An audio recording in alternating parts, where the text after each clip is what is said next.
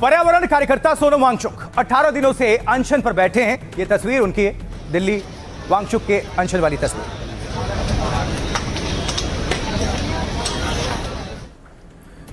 तो दिल्ली के जंतर मंतर पर 18 दिनों से प्रदर्शन अनशन चल रहा है, जहां वांगचुक की तबीयत भी बिगड़ गई है।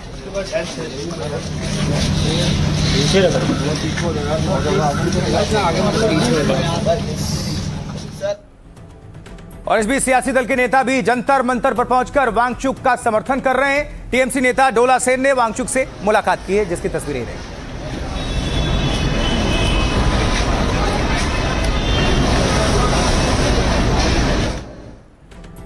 तो दिल्ली के जंतर मंतर पर सोनम वांगचुक अनशन पर बैठे हैं और 18 दिनों से उनकी अनशन चल रही है। अनशन के बीच उनकी तबीयत बिगड़ गई है। कुछ और जानकारी आप सभी के बीच रख देते हैं, क्योंकि उन्होंने अन्न पूरी तरह से त्याग दिया है सोनम वांगचुक ने, जिसके कारण उनकी तबीयत बिगड़ने लगी है। वजन भी 8 किलो से ज्यादा गिरा है। परीक्षा व्यवस्था में सुधार की मांग को लेकर वो प्रदर्शन कर रहे हैं। दिल्ली हाईकोर्ट में इसको लेकर एक जनहित याचिका दायर की गई है। हाईकोर्ट ने केंद्र और राज्य सरकार को इसको लेकर नोटिस दिया है। हाईकोर्ट ने 16 जुलाई तक जवाब देने को कहा है। दिल्ली के पूर्व सीएम केजरीवाल 16 जुलाई को जंतर मंतर जाएंगे। केजरीवाल ने वांगचुक के प्रदर्शन का समर्थन किया है। आम आदमी पार्टी ने लोगों से भी प्रदर्शन में शामिल होने को कहा है। अखिलेश यादव ने भी वांगचुक से फोन पर बातचीत की है। अखिलेश ने वांगचुक से अनशन तोड़ने की अपील की है। उनके सत्याग्रह को समाजवादी पार्टी का खुला समर्थन दिया। उद्धव ठाकरे की पार्टी ने भी अनशन का समर्थन किया है। उद्धव ने कहा है कि अगर जरूरी हुआ तो दिल्ली जाएंगे। और इस अनशन प्रदर्शन पर कैसे सियासी संग्राम और बयानबाजी, सुनिए। और उनसे आग्रह करूंगा कि इस व्यवस्था में ये जो सरकार है, आमरण अनशन भूख हड़ताल उस सरकार पे प्रभाव डालता है जिसके अंदर की संवेदना मरी ना हो। यहाँ तो संवेदनाओं को अलमीरे में बंद करके या जमीन में गाड़ करके ही ये सरकार चला रही है। सोनम वांगचुक या जो भी ये सब, ये आम आदमी पार्टी का ही एक्सटेंशन है। जब ये हर तरफ से जनता ने हरा दिया, तब ये कभी कॉकरोच पार्टी, कभी सोनम, ये सब इन लोगों को मिला करके देश की गति को कम करने का प्रयास करते हैं। देश की जनता इनको पहचान चुकी है और सही समय पर इनको फिर जवाब देगी। ममता जी भी बहुत चिंतित है सोनम जी की हेल्थ के लिए, और वो तहे दिल से ये मूवमेंट की पास में है। अभिजीत भाई की सोशल मीडिया से काल आप सबको पता होंगे, वो फोन पर बात भी की काल।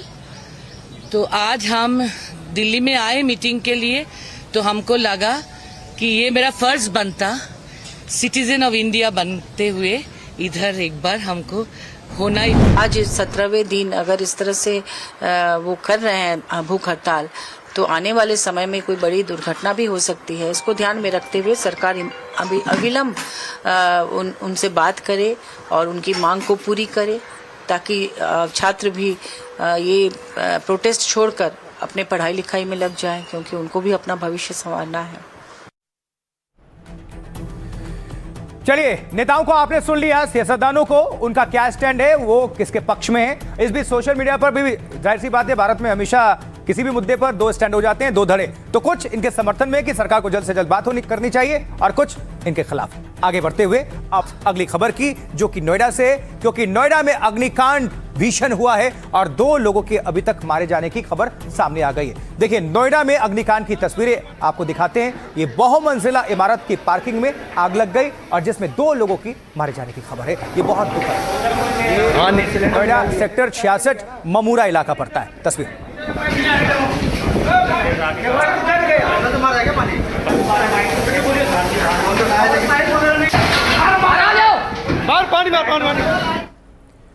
तो पार्किंग में लगी आग से उठे धुएं ने कुछ ही देर में पूरी इमारत को अपनी आगोश में लिया, चपेट में ले लिया। स्क्रीन पर इस बहुमंजिला इमारत की तस्वीर अभी आप देख रहे, देखिए, जहां धुआं निकलता नजर।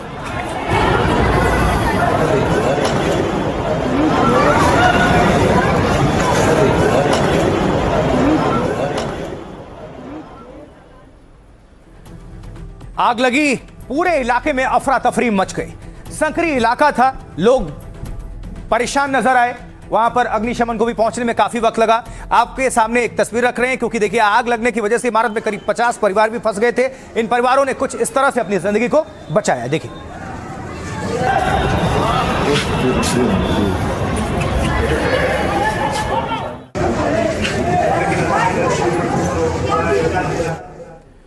और इस भीषण आग की वजह से पार्किंग में खड़ी 30 से 40 गाड़ियां जलकर राख हो गईं। इस अग्निकांड से हुई बर्बादी की तस्वीर स्क्रीन पर आपके सामने देखिए।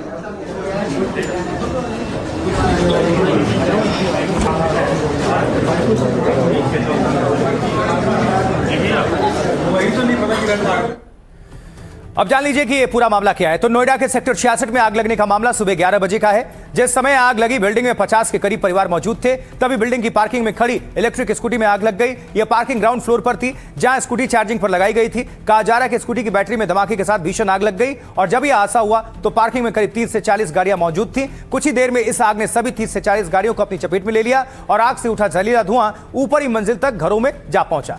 पार्किंग ग्राउंड फ्लोर पर थी, इसलिए धुआं सीढ़ियों और लॉबी में भर गया, जिसकी वजह से 50 से ज्यादा परिवार इस बिल्डिंग में ही फंस गए। आसपास के लोगों ने किसी तरह कुछ लोगों को जलती इमारत से बाहर निकाला। सूचना मिलते ही फायर ब्रिगेड की 7 गाड़ियां मौके पर पहुंची, लेकिन गलियां संकरी होने की वजह से उन्हें सड़क पर ही खड़ा करना पड़ा।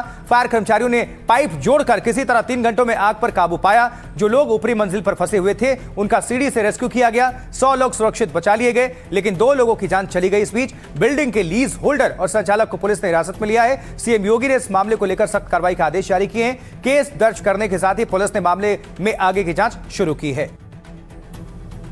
अब आपको सुनवाते हैं इस हादसे के पीड़ित और पुलिस क्या कह रहे हैं। सिर्फ नीचे लगी एक बाइक में, उसके बाद साथ में सारी बाइकें, उसमें सब में आग लगी। बाहर तो कुछ लोगों को छत से कूद के भागे, जो यंग लड़के हमारे जैसे वो तो कूद के भागे, पर जो लेडीज थी, लेडीज नहीं भाग सकती थी, बच्चे नहीं भाग सकते थे, तो उनके लिए फिर एक सीढ़ी लगाई गई। सीढ़ी लगाने के बाद उसके थ्रू पार किया। आग लग गई ऊपर, तो फिर मैं सबसे ऊपर छत में गया।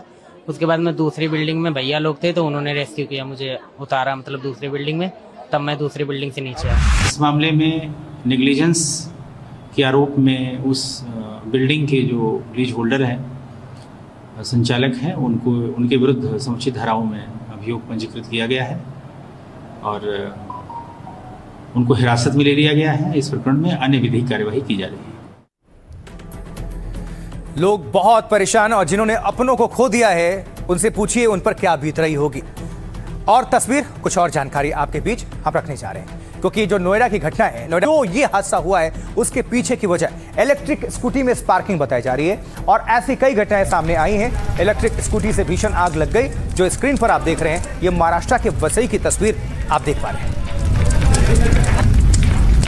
यहाँ भी कुछ ऐसी कहानी है, इसलिए ये तस्वीर आपके सामने हमने रखी। देखिए स्कूटी में ये आग।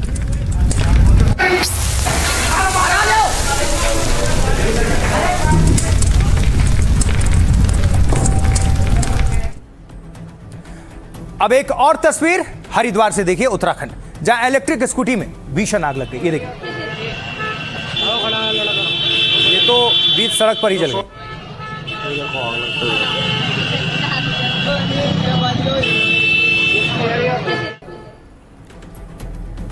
चलिए जरा पता करते हैं और जानते हैं कि आखिर क्यों इलेक्ट्रिक स्कूटी में बार बार आग लगने की घटनाएं सामने आ रही हैं। देखिए, इसका जो पहला कारण है लिथियम आयन बैटरी है।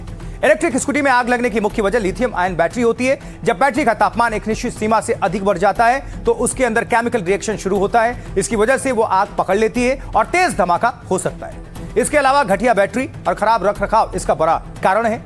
और दूसरा कारण है सस्ती और घटिया बैटरी। कुछ कंपनियां लागत कम करने के लिए घटिया बैटरी का इस्तेमाल करना शुरू करती हैं। ये बैटरी भारतीय गर्मियों में 40 से 45 डिग्री तापमान को बर्दाश्त नहीं कर पाती, नहीं झेल पाती और उनमें दबाव बढ़ने की वजह से ब्लास्ट के साथ आग लग जाती है। तीसरा कारण है ओवरचार्जिंग। बैटरी 100% चार्ज होने के बाद भी कुछ लोग उसे रात भर लगाकर छोड़ देते हैं सोने के चक्कर में। इससे बैटरी पर अतिरिक्त दबाव पड़ता है जिससे आग लग सकती है। चौथा कारण है लोकल चार्जर। कंपनी के ओरिजिनल चार्जर की जगह लोग सस्ते चार्जर को इस्तेमाल में लाते हैं। इससे शॉर्ट सर्किट का खतरा होता है जिससे आग फैल जाती है। अब जान लीजिए कि आग से बचने के क्या उपाय हैं। तो सफर के तुरंत बाद इलेक्ट्रिक स्कूटी को चार्जिंग पर कभी ना लगाएं। यह सुनिएगा, बहुत काम की चीज है। गाड़ी चलने से बैटरी गर्म होती है और ऐसे में चार्जिंग खतरा बढ़ जाता है। स्कूटी को या स्कूटर को कभी भी सीधी धूप या गर्म जगह पर चार्ज ना करें। हमेशा प्रमाणित और विश्वसनीय ब्रांड के ई स्कूटर ही खरीदें आप और समय समय पर अधिकृत सर्विस सेंटर से बैटरी की हेल्थ चेकअप भी कराते रहें। अपना हम चेकअप कराते हैं, पता चलता है कि सब ठीक है कल पुर्जे, तो वैसे ही इसकी भी जरूरत है। ऐसी घटनाएं नहीं होंगी।